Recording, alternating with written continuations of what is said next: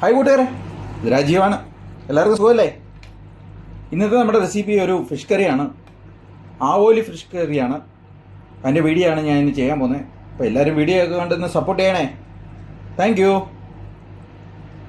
ആവോലി fish curry ഉണ്ടാക്കാൻ വേണ്ടി നമ്മൾ ചട്ടി അടുപ്പത്ത് വെച്ചിട്ടുണ്ട്. ചൂടായി വന്നിട്ടുണ്ട്. അതിലേക്ക് നമ്മൾ വെളിച്ചെണ്ണ ഒഴിച്ച് കൊടുക്കുന്നു.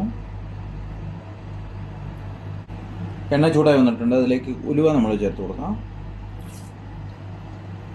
ഉലുവ പൊട്ടി വന്നിട്ടുണ്ട്. അതിലേക്ക് നമുക്ക് അരിഞ്ഞു വെച്ച ചെറിയുള്ളി ചേർത്ത് കൊടുക്കാം.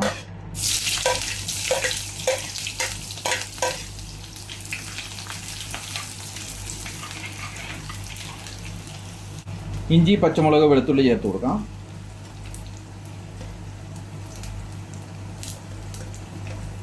എന്നിട്ട് ഇളക്കി ചേർത്ത് കൊടുക്കാം.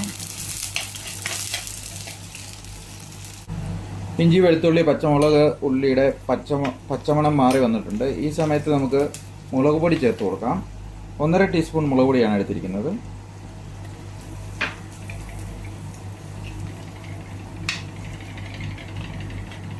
മല്ലിപ്പൊടി ചേർത്ത് കൊടുക്കാം. 1 ടീസ്പൂൺ മല്ലിപ്പൊടിയാണ്.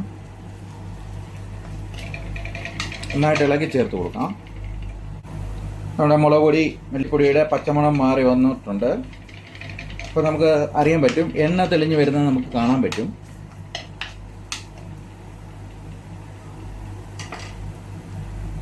എണ്ണ ഇങ്ങനെ മുകളിലോട്ട് തെളിഞ്ഞ് വരുന്നത് കാണാൻ പറ്റുന്നുണ്ട്. നല്ലപോലെ എണ്ണ തെളിഞ്ഞ് വരുന്നുണ്ട്. ഈ സമയത്ത് നമുക്ക് കഴുകി വെച്ച പുളി, കുടംപുളി ചേർത്ത് കൊടുക്കാം. നന്നായിട്ട് ഇളക്കി കൊടുക്കുക.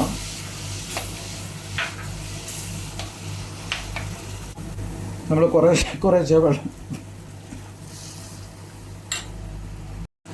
കുറച്ച് വെള്ളം ചേർത്ത് ഇളക്കി കൊടുക്കുക.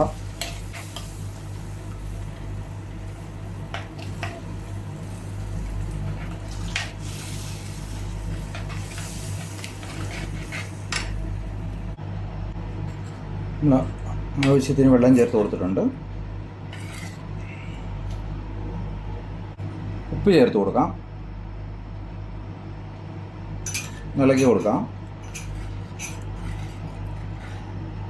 നന്നായിട്ടൊന്ന് തിളയ്ക്കുന്ന വരെ വെയിറ്റ് ചെയ്യാം. അപ്പോൾ നമ്മൾ മഞ്ഞൾപ്പൊടി ചേർത്ത് കൊടുക്കാം.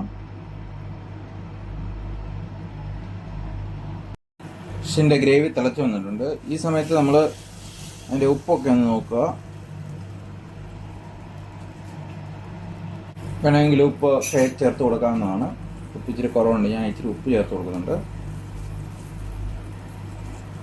ഫിഷിൻ്റെ ഗ്രേവി നന്നായിട്ട് തിളച്ച് വന്നിട്ടുണ്ട്.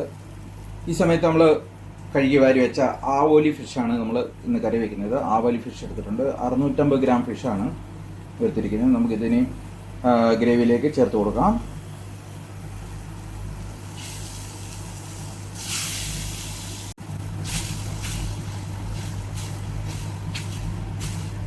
നമ്മൾ ഗ്രേവിയിലേക്ക് ചേർത്ത് കൊടുത്തിട്ടുണ്ട്.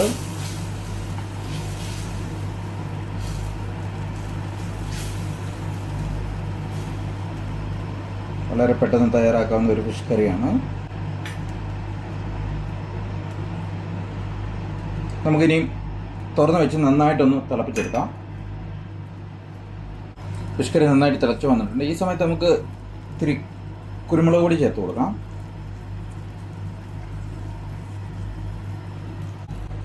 സമയത്ത് നമുക്ക് ചട്ടി ഒന്ന് ചുറ്റിച്ച് കൊടുക്കാം.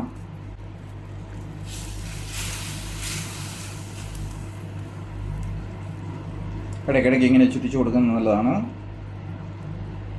മീനൊന്നും അടുക്കി പിടിക്കാതിരിക്കാൻ ഇങ്ങനെ ചുറ്റിച്ച് കൊടുക്കുന്നത് നല്ലതാണ്. നമ്മുടെ മീൻ നന്നായിട്ട് കറി നന്നായിട്ട് തിളച്ച് വന്നിട്ടുണ്ട്. സമയത്ത് നമുക്ക് അടച്ചു വെച്ച് വേവിക്കാം. ഫിഷ് കറി തുറന്ന് നോക്കി ചെക്ക് ചെയ്യാം. നമ്മുടെ ഫിഷ് കറി റെഡിയായി വന്നിട്ടുണ്ട്. ഈ സമയത്ത് നമുക്ക് കറിവേപ്പില ചേർത്ത് കൊടുക്കാം.